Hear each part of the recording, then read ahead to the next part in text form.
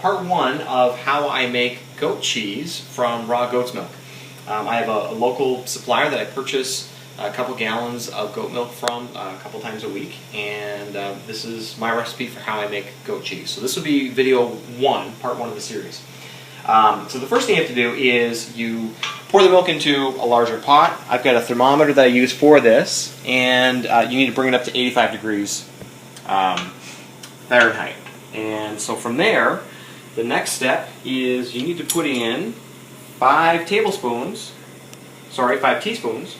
of a rennet. And I use a liquid rennet. The company I get it from is called Hager Supply, even though it's spelled Hoegger. So I use a liquid rennet, and then I use a powdered Chev culture. And so the first step is 5 teaspoons of the liquid rennet. What you do is you take 1/3 of a cup of warm water and you put 3 drops of the liquid rennet in.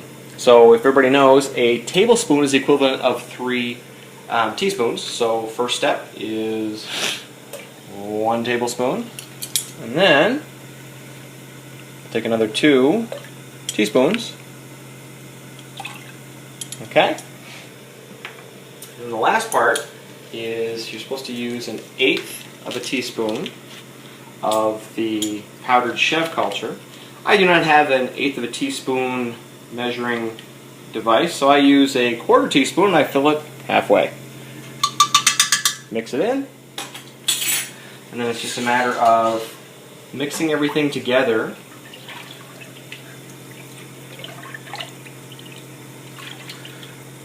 Just mix it in a little bit.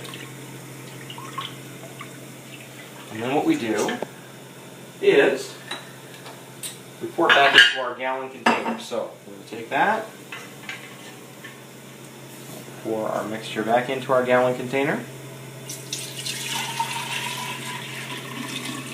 This actually helps mix it together in case there was anything left from the powder that didn't quite mix in properly. And once we have our gallon back in, then we put the top back on,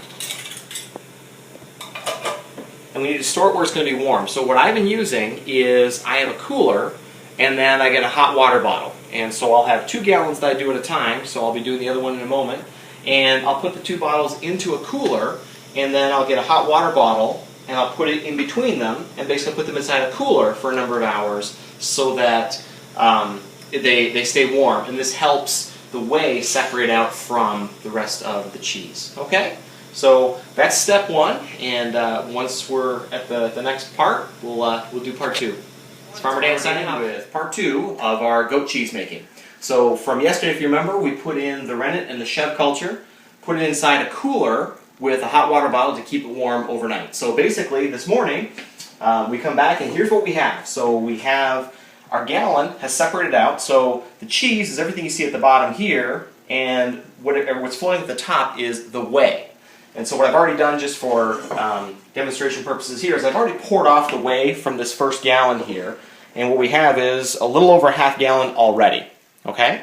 So from here, the trick is we now take it. I have cheesecloth inside a larger bowl, and I'm just going to dump it into, as it's making disgusting sucking sounds, into the larger bowl. Okay? From here, we're going to gather our corners, and we're going to tie it off. And then we're going to use our ultra high-tech method for straining the whey. I have a metal coat hanger that I have pulled down so that it hangs. And we're going to wind up using that to basically hook through our loop. Oopsie. Try that again. Hook through our loop and hang.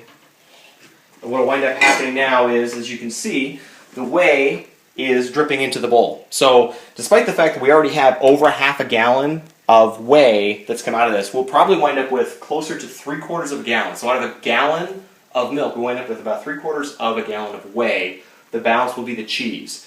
So we'll leave this for most of the day for it to drip out, okay? And then I'll come back, we'll do part 3, which will actually show you, the next step after that. And so what we wind up with is a byproduct, which is the whey. And I want to make sure you understand how amazingly useful this stuff is, okay? I make a point of mixing this in with our puppies' food every single meal. Amazingly high in protein and just great for them. The cats get it mixed in their food. The chickens just eat it or drink it directly out of a bowl. And then we also use it if you're making smoothies or shakes or pancakes. Anything where you'd be using milk, you can substitute whey, and it's just an amazingly high protein supplement for that. So nothing gets wasted. So back later on to do part 3, and it's Farmer Dan signing off. And this is part 3 of our goat cheese making video. So if you remember from the last time, we basically hung it up to dry, or not to dry, but to drip out the whey into the cheesecloth, or out of the cheesecloth. And so what I've done now is, everything's basically done, so now it's a matter of, I've already poured away the whey that dripped out of here, so just so you're aware of that.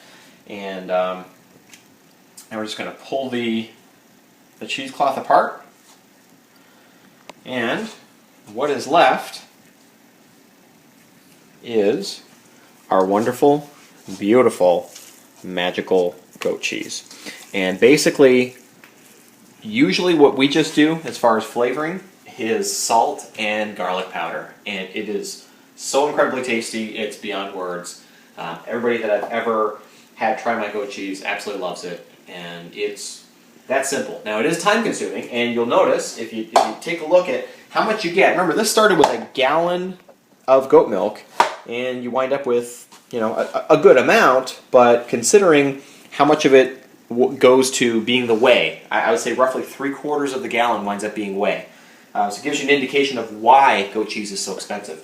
Something else I forgot to mention in part 2 as far as uses for the whey, we also use it to soak beans and rice. The idea behind that is by soaking it in whey, it releases, I believe they're called phytates, which makes them difficult for our bodies to digest. And so by soaking them in whey for a number of hours, usually with the beans it's overnight, it releases that and it lets your body absorb the nutrients from that much better. So another use for the whey.